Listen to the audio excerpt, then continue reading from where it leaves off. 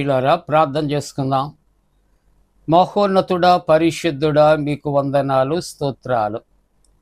ప్రాతకాల ఆరాధన ద్వారా నిన్ను గణపరుస్తున్న ప్రతి కుటుంబాన్ని ఆశీర్వదించి నైనా ప్రతి ఒక్కరితో మీరు మాట్లాడి మీరు మహిమ పొందండి. యేసు ప్రభువారి దివ్య నామమున వేడుకొనుచున్నాము తండ్రి, ఆమేన్.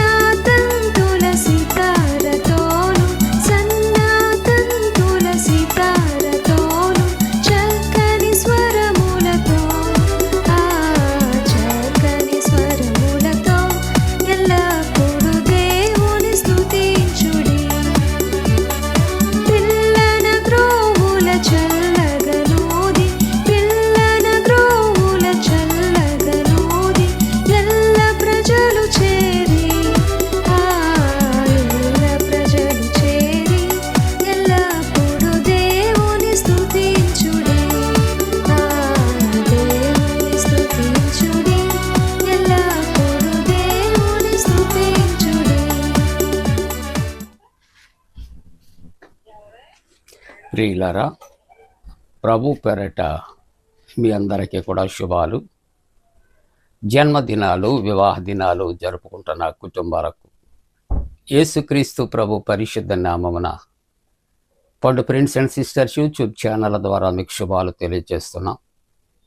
మీ కొరకు ప్రార్థన చేస్తూ ఉన్నాం. దేవుడు మిమ్మల్ని దీవించునుగాక. మంచిదండి, క్షేమంగా ఉన్నారా? దేవునికి వందనాలు చెల్లిందాం. ఈ ప్రాతకాల ఆరాధన కొరకు ఏర్పాటు చేయబడిన పరిశుద్ధ లేఖనాన్ని కలిసి చదువుకుందాం.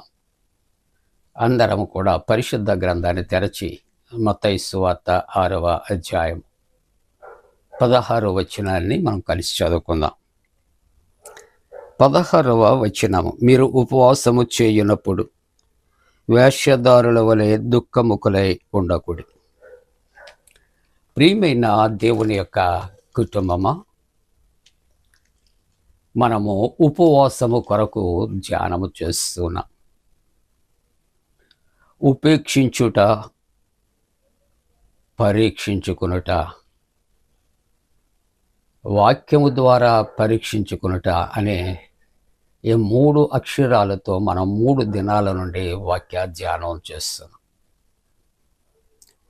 ఈ ఉపవాసము అనే ఈ ప్రత్యేకమైన అంశంలో 5 మెట్లు లేక 5 భాగాలు ఉండాలి.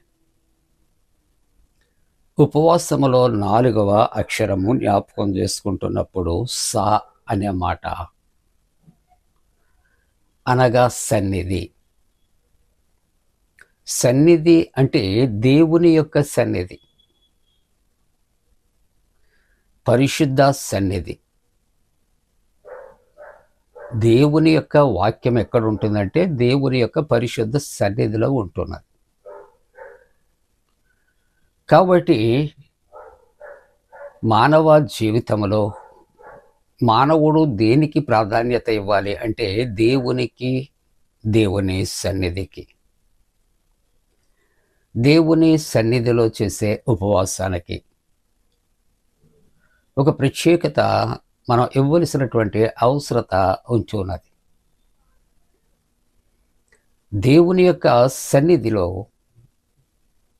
దేవుడు ఉన్నాడు. గతంలో ధ్యానం చేసుకున్న యెషయా గ్రంథం 6వ అధ్యాయంలో అత్యున్నతమైన సింహాసనం మీద ఆసీనుడై ఆయన ఉన్నాడు. దేవాలయంలో దేవుని యొక్క సన్నిధి ఉంటుందండి, దేవుని ప్రత్యక్షత ఉంటుంది. అన్యజనులకు ప్రార్థనా మందిరం. మనం ప్రార్థిస్తున్నప్పుడు ప్రభు మన యొక్క మనవులు ఆలకించే ప్రభువుగా ఉన్నాడు. ఇద్దరు ముగ్గురు నా నామమున ఎక్కడ కూడుకుంటారో అక్కడ నేనున్నాను అని సెలవిస్తున్నాడు. అందుకే 84వ సంకీర్తన దైవ వాక్యాన్ని మనం చూస్తూ ఉన్నప్పుడు చాలా చక్కటి మాట, శ్రేష్టమైనటువంటి మాట వ్రాయబడింది. నీ ఆవరణములో ఒక దినము గడుపుట 1000 దినముల కంటే శ్రేష్టం. దేవుని యొక్క సన్నిధి అనగా దేవుని యొక్క ఆవరణం, దేవుని యొక్క మందిరం, దేవుని యొక్క నివాస స్థలం. ఏమండి, ప్రేమతో మీకు ఒక ప్రశ్న. దేవుని వాక్యం అంటుంది నీ యొక్క ఆవరణములో ఒక దినము గడుపుట ఎన్ని దినాల కంటే శ్రేష్టం చెప్పండి? Yes, thank you. 1000 దినముల కంటే. బయట 1000 దినాలు గడపటం కంటే, లోకములో 1000 దినాలు గడపటం కంటే దేవుని యొక్క సన్నిధిలో, దేవుని యొక్క ఆవరణలో ఒక దినం గడుపుట శ్రేష్టం. ఇప్పుడు ప్రశ్న అన్నాను కదా, జాగ్రత్తగా విందాం. మరి ఒక దినము దేవుని యొక్క సన్నిధిని మనం విడిచిపెడితే ఎన్ని దినాలు ఆశీర్వాదం కోల్పోతున్నాం? ఒక దినము 1000 దినాలు అని దేవుని వాక్యం. ఒక దినము దేవుని యొక్క ఆవరణములో, దేవుని మందిరములో, దేవుని యొక్క సన్నిధిలో మనం ఉండకుండా మనము గడిపితే ఎన్ని ఆశీర్వాదాలు కోల్పోతామంటే 1000 ఆశీర్వాదాలు. ఒక రోజు దేవాలయాన్ని విడిచిపెడితే 1000 దినాల ఆశీర్వాదాన్ని కోల్పోతాం. అందుకని దేవుని యొక్క సన్నిధిలో మనం వాక్యముతో మనం ఏం చేయాలి? పరీక్షించుకోవలసినటువంటి అవసరం. దేవుని సన్నిధిలో కూర్చుని కూడా మనం ఏం చేస్తామంటే కొంతమంది ముచ్చట్లు మాట్లాడుతూ ఉంటారు, రాజకీయాలు మాట్లాడుతూ ఉంటారు. Church is not for the politics, is not for the gossip. దేవుని పరిశుద్ధ సన్నిధిలో పరిశుద్ధుడైన ప్రభు దర్శనాలు చూడటానికి, ప్రభుతో మాట్లాడటానికి,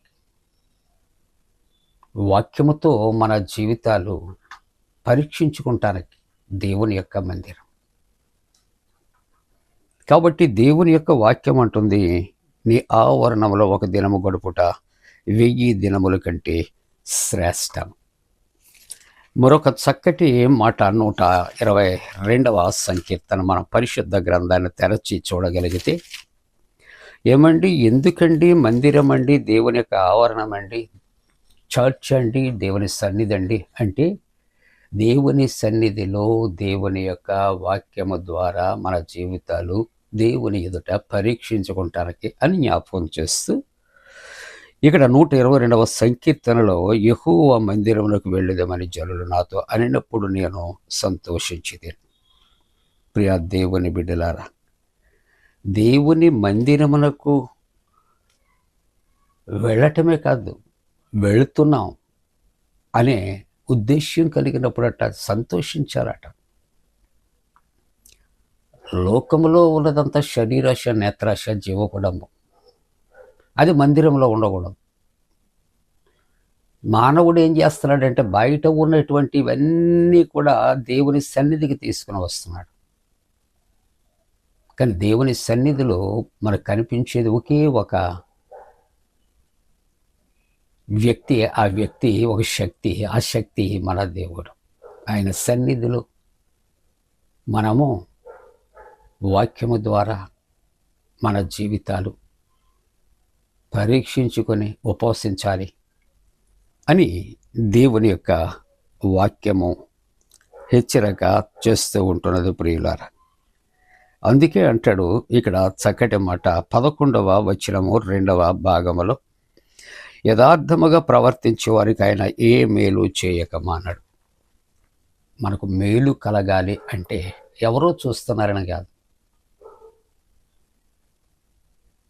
ఎవరో మనకు సపోర్ట్ చేయొచ్చు చేయకపోవచ్చు, it's none of our business. దేవుడు చూస్తున్నాడు. అందరూ విడిచిన ప్రభు కొరకు మనం జీవించిన ప్రభు మనల్ని విలువడండి. కాబట్టి దేవుని యొక్క వాక్యము మనం ఆలోచన చేస్తూ ఉంటున్నప్పుడు ఆయన తప్పనిసరిగా ఏం చేస్తాడంటే మంచివారికి మేలు చేస్తాడని కూడా 125వ కీర్తన. కాబట్టి దేవుని యొక్క సన్నిధిలో వాక్యము ద్వారా మన జీవితాలను మనము పరీక్షించుకుందాం, మన జీవితాలు ఆయనకు అప్పగించుకుందాం. పాపాత్ములైన స్త్రీ కూడా తన జీవితాన్ని ప్రభు యొక్క మాటల ద్వారా సరిదిద్దుకున్నట్లుగా చూస్తాను. అలాగ చేయటానికి దేవుడు తన పరిశుద్ధాత్మకుడైన మన పెమ్మిడిగా కుమరించరుగాక. ఆమేన్. ప్రార్థన. పరిశుద్ధుడని వాక్యమును దీవించు నాయన ఉపవాసము కొరకు ధ్యానం చేస్తున్నాం దేవ. ఈ ధ్యానాలు మా జీవితాలకు ఆశీర్వాదకరంగా ఉండునట్లు కృపచ్చు. అనారోగ్యంతో ఉన్న వారిని స్వస్థత కలుగుచి, కుటుంబాలలో స్వస్థత, సమాధానాలు, రక్షణ కలుగుచి, ఎండలు తీవ్రత తగ్గించండి ఆయన. గల్ఫ్లో జరుగుతున్న యుద్ధ విభత్సాలు దూరపరచండి, అపవాది క్రియలు లయపరచండి. చంటి బిడ్డలు, చంటి బిడ్డ తల్లుల కొరకు, గర్భిణీ స్త్రీలు సుఖప్రసవం కొరకు ప్రభువా, ఇంకా ఎవరైతే నా తన సంతానము కొరకు ఎదురు చూస్తున్నారో వారి సంతానము కొరకు ప్రార్థన చేస్తూ యేసు ప్రభు దివ్య నామమున వేడుకొనుచున్నాం తండ్రి. ఆమేన్. మన పరమ తండ్రి అయిన దేవుని యొక్క ప్రేమయు, ప్రభువైన యేసుక్రీస్తు ప్రభు కృపయు, పరిశుద్ధాత్మక అన్యోన్య సహవాసం ప్రాతకాల ఆరాధనలో ఆరాధిస్తున్న ప్రతి కుటుంబాల తోడు సంరక్షించి కాపాడునుగాక.